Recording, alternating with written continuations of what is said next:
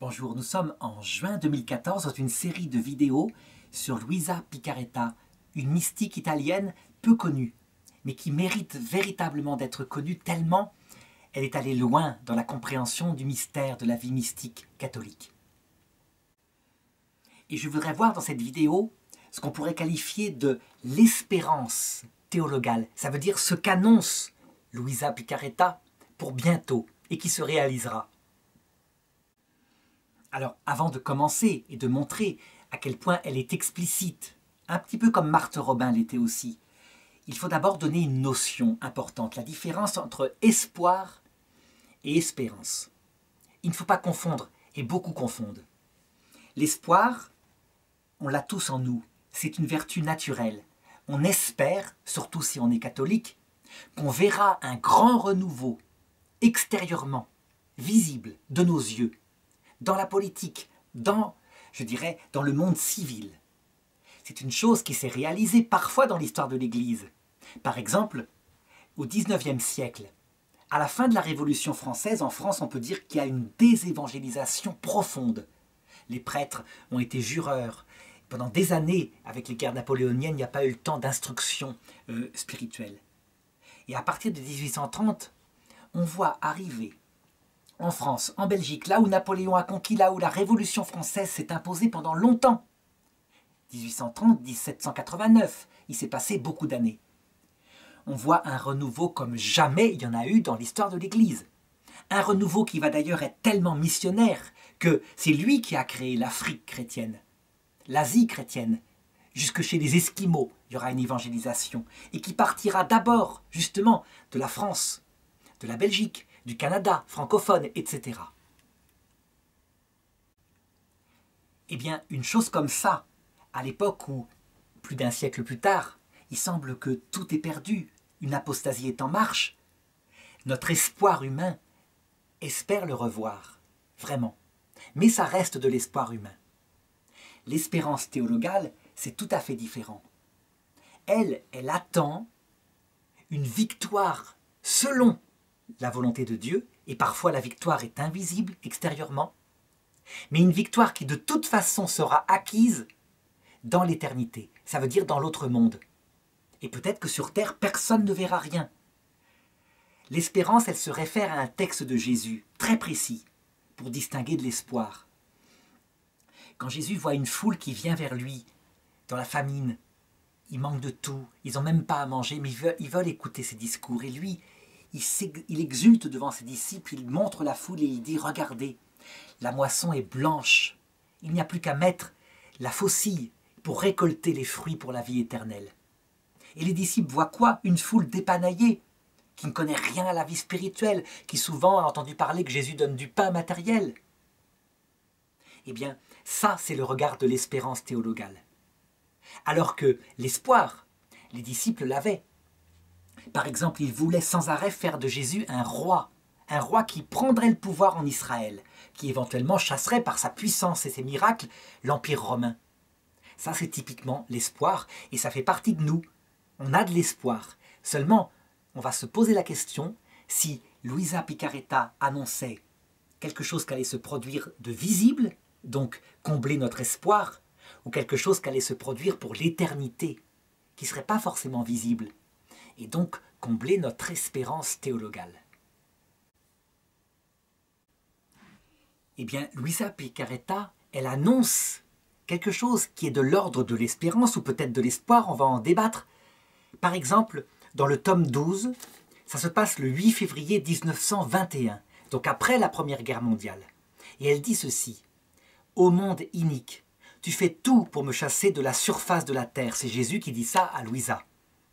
« Pour me bannir de la société, des écoles, des conversations, de tout. » On dirait un texte contemporain, un siècle plus tard, en 1914, 2014. Pareil, la laïcisation continue de marcher. Tu complotes pour démolir les temples et les autels, pour détruire mon église et tuer mes ministres. Et moi, je prépare une ère d'amour, l'ère de mon troisième fiat. Fiat qui veut dire que ta volonté soit faite. Donc toujours cette référence à la volonté de Dieu dans les écrits de Luisa. Tu continueras dans tes efforts pour m'éliminer. Là, Jésus parle à l'humanité. Tu continueras dans tes efforts pour m'éliminer et je te confondrai avec l'amour.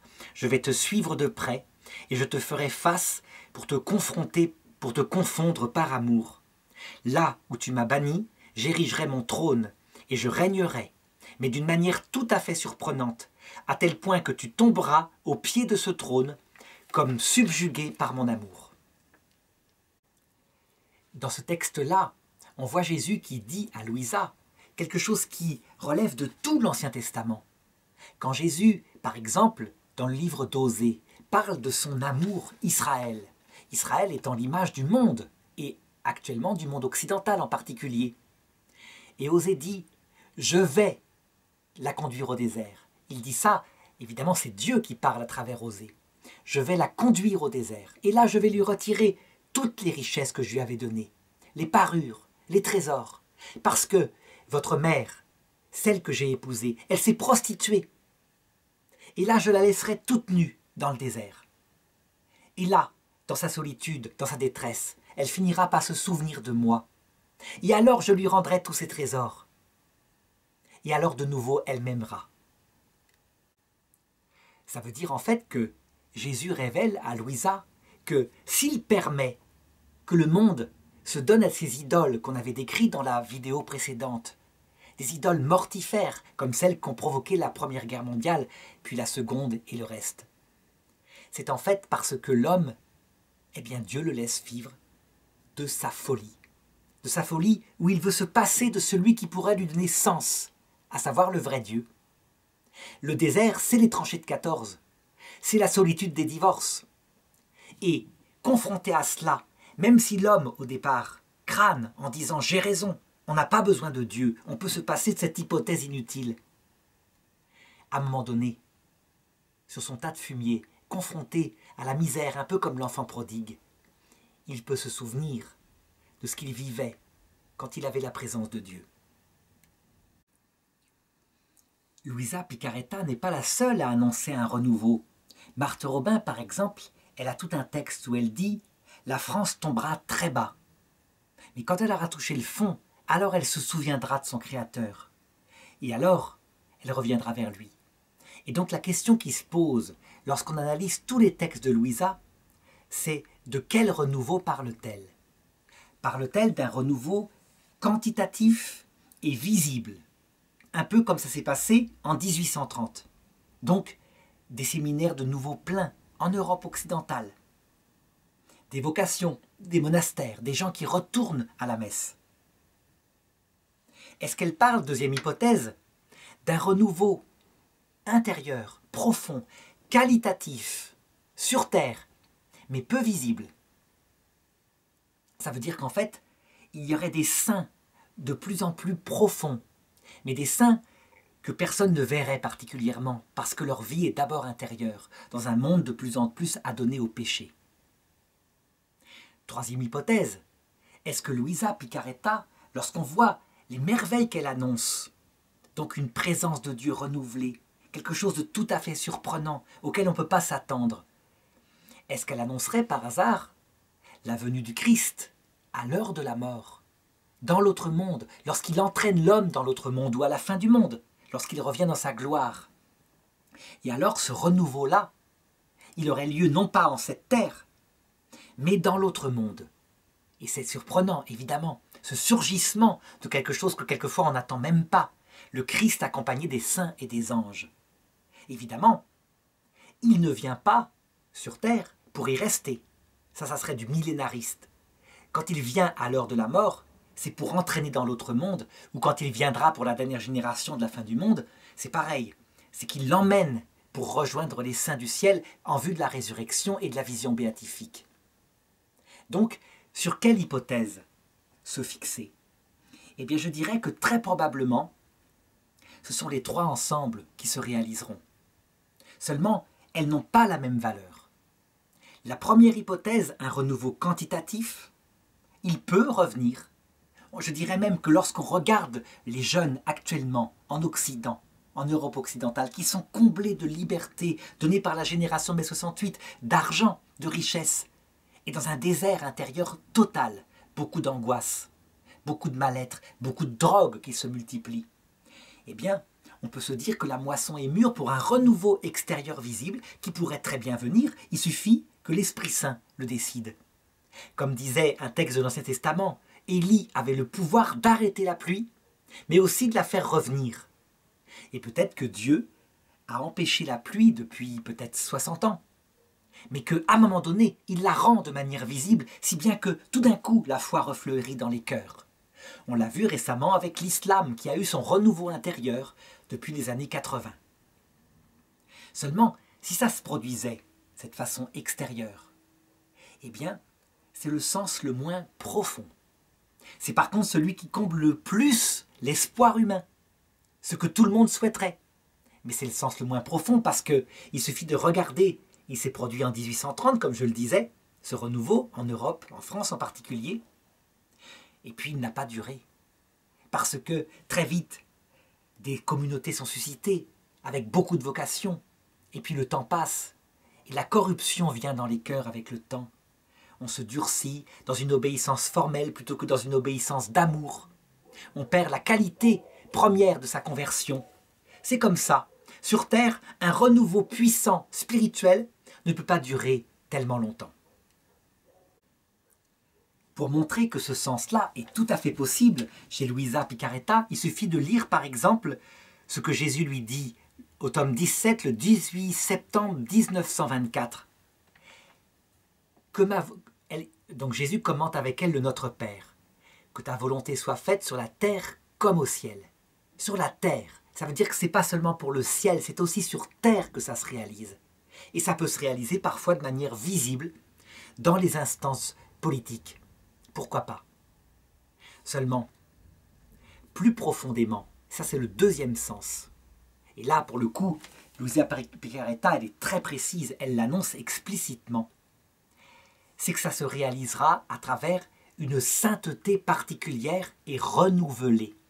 Je dirais même que c'est le cœur même de son message mystique, à savoir qu'elle annonce la venue d'une compréhension unique, nouvelle.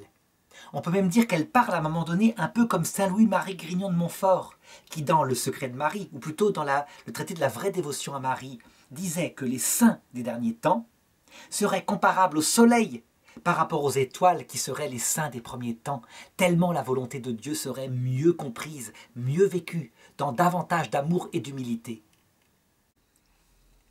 Ce renouveau intérieur dans le cœur de certains saints, qui ne se voit pas peut-être de l'extérieur, il est annoncé par exemple par elle, au tome 12, le 8 février 1921.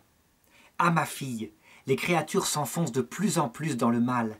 Combien de machines de destruction préparent-elles ? Elles iront jusqu'à s'épuiser dans le vice, mais pendant qu'elles s'occuperont à suivre leur chemin, je m'assurerai que mon fiat voluntas tuas, donc que ta volonté soit faite, soit réalisée et accomplie, et que ma volonté règne sur la terre d'une nouvelle manière. Je serai occupé à préparer l'ère du troisième fiat, dans lequel mon amour sera révélé d'une façon merveilleuse et jamais vue. Ah oui, je veux confondre complètement les hommes par l'amour, ainsi sois attentive, je veux que toi et moi, ensemble, nous préparions cette ère d'amour divin et céleste. Nous allons y travailler tous les deux. Alors, rapidement, précisons ce qu'elle entend par troisième fiat. Fiat, donc, que ta volonté soit faite. Le premier fiat est dit par Marie à l'Annonciation. Lorsque l'ange Gabriel lui annonce qu'elle sera mère du Sauveur, l'ange ne lui demande pas « voudrais-tu » Il lui dit « voici que tu seras » parce que Marie a déjà dit oui de tout son cœur lors de sa présentation au temple. Toujours est-il que Marie répond « qu'il me soit fait selon ta parole ». Elle est prête à tout. Il lui aurait dit de se marier et d'avoir un fils avec Joseph, elle l'aurait fait. Il lui dit que c'est l'Esprit Saint qui fera ça, que ta volonté soit faite. Le deuxième fiat, c'est la Vierge Marie en notre nom à tout, mais cette fois comme co-rédemptrice à la croix.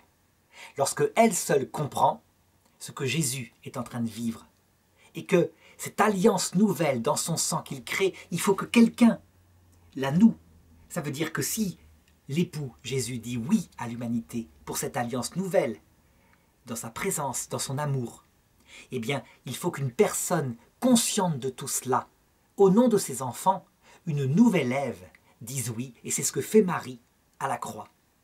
Et c'est de son cœur, ou c'est en son cœur que naît l'Église catholique universelle, qui après se répandra dans tous ses enfants dans le monde entier, au point qu'on peut dire que Marie est la mère de tous les vivants. Le troisième fiat, eh bien, il passe à travers une vierge aussi, une troisième vierge, qui est Luisa Picaretta, mais qui peut être aussi le symbole de toute l'Église dans sa sainteté renouvelée à travers les épreuves du XXe siècle, XIXe siècle, etc. Une Église où les saints sont davantage obéissants, où ils comprennent beaucoup plus profondément le mystère de la kénose. À savoir, ce ne sont pas des saints qui cherchent à conquérir le monde par la puissance de leurs paroles, mais des saints qui le conquièrent par la puissance de leur humilité, de leur amour rayonnant, qui parlent dans la joie du Christ et de sa volonté d'union.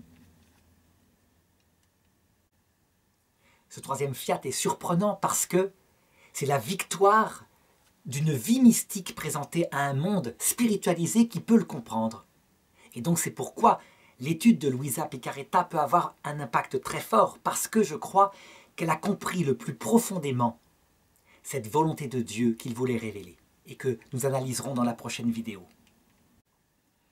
Seulement, si ça se réalise de cette façon surprenante, on peut dire que ça ne sera pas comparable au XIXe siècle, où des milliers de missionnaires partaient dans le monde entier. C'est plutôt comparable à ce qui s'est passé à la croix, lorsque Jésus dit « Lorsque je serai élevé de terre, j'attirerai tous les hommes à moi ». On peut dire que Jésus, à sa croix, lorsqu'il meurt avec quelques paroles, attire plus de monde à lui que par toute sa prédication.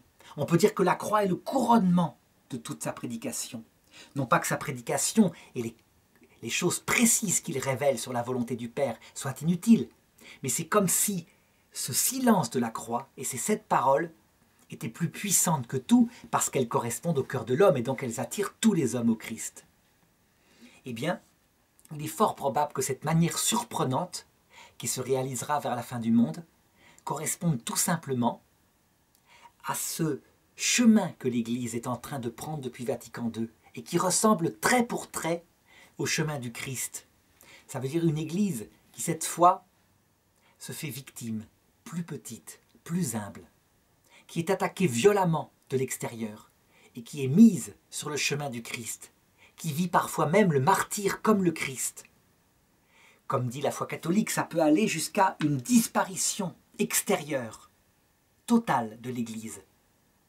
Il suffit de lire par exemple le numéro 675 du catéchisme de l'Église catholique, où pour la première fois l'Église annonce l'épreuve finale qui était annoncée dans l'Écriture, à savoir que le succès final ne se réalisera pas par une prédication qui conquérera le monde, comme le faisaient les apôtres au début, mais plutôt par le fait qu'elle suivra le Christ dans son mystère, dans son martyre, à une époque où régnera l'Antichrist.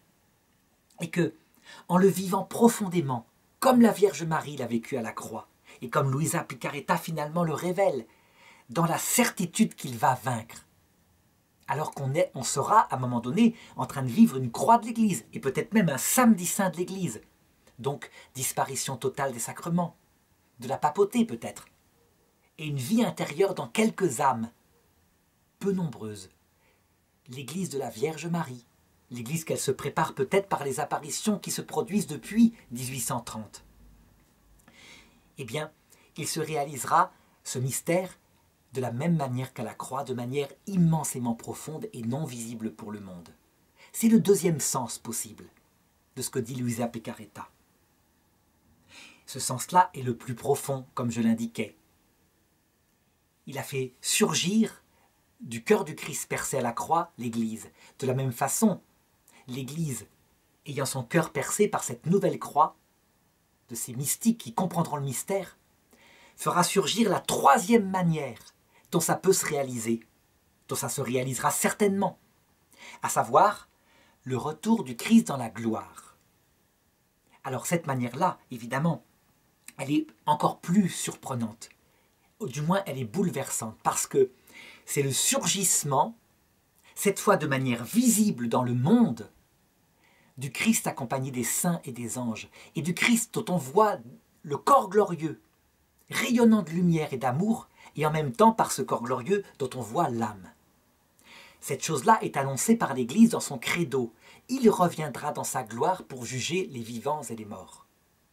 Seulement, on sait maintenant, en suivant la foi de l'Église, que ce retour du Christ, à la fin, à la dernière génération, ne se produira pas sans passer d'abord par l'épreuve finale de l'Église, que je viens de raconter. D'autre part, on sait aussi que ce retour du Christ dans la gloire est vécu par chaque personne individuellement à l'heure de la mort. Ce qui veut dire que le Christ ne cesse de revenir depuis le début, depuis, je dirais, le vendredi saint. Chaque fois qu'une personne meurt dans le monde, elle est accueillie à l'heure de la mort par le Christ accompagné des saints et des anges. Cette façon est la plus belle qu'on puisse imaginer, parce qu'elle allie espoir et espérance. Espérance parce que le plus profond est réalisé, on voit le mystère de l'Évangile, la volonté du Père est révélée par l'apparition glorieuse du Christ. Mais en même temps de l'espoir parce qu'on le voit de ses yeux.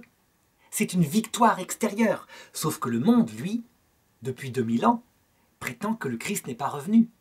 Alors que tous les gens, par exemple, de la génération de la guerre 14, que Louisa a connue, là maintenant, en 2014, tous ceux qui ont combattu dans les tranchées de 14 ont vu le Christ revenir de sa gloire, et pas simplement mystiquement, réellement, à l'heure de leur mort individuelle, toute la génération sans exception, puisque le dernier combattant de 14 est mort il y a à peu près 3-4 ans. Donc on le voit, les trois manières de réaliser les choses. La première, visible et extérieure, qu'on souhaite le plus et qui est en fait la moins profonde. La deuxième, invisible et dans la sainteté de cœur, qui feront revenir le Christ, tellement leur prière sera forte. Elle est bien plus profonde, mais elle ne se voit pas de l'extérieur, comme d'ailleurs le royaume de Dieu, dit Jésus, qui ne se voit pas, qui ne se laisse pas voir de l'extérieur. Et enfin, la troisième façon, qui est l'accomplissement, la victoire finale de tout, eh bien, on voit qu'elles sont ordonnées l'une à l'autre. Mais si on veut vivre de l'espérance avec Luisa Picarretta, je pense qu'il faut relativiser la première façon dont ça viendra, même si ça peut se produire, pour méditer profondément sur la deuxième façon et la troisième façon. Parce qu'à ce moment-là, alors qu'on voit un monde qu'apostasie, loin de se désespérer, on sait, en lisant les textes de Louisa, que c'est en train de réaliser la victoire finale. Un peu comme à la croix, alors que tout semblait perdu, la Vierge Marie savait que 3 jours plus tard, le Christ allait ressusciter. Elle n'avait absolument aucun doute. Tandis que tout le monde avait disparu. Tous les disciples étaient partis. Ne croyaient plus, etc. Lorsqu'on lit les écrits de Luisa Picarretta, on s'aperçoit que ces 3 dimensions semblent y être. Pas une ni contre l'autre, mais les 3 ensemble. Par exemple, ce renouveau profond de la théologie depuis Vatican II, il est indiqué, on le voit par exemple dans une parole que Jésus lui donne le 10 février 1924.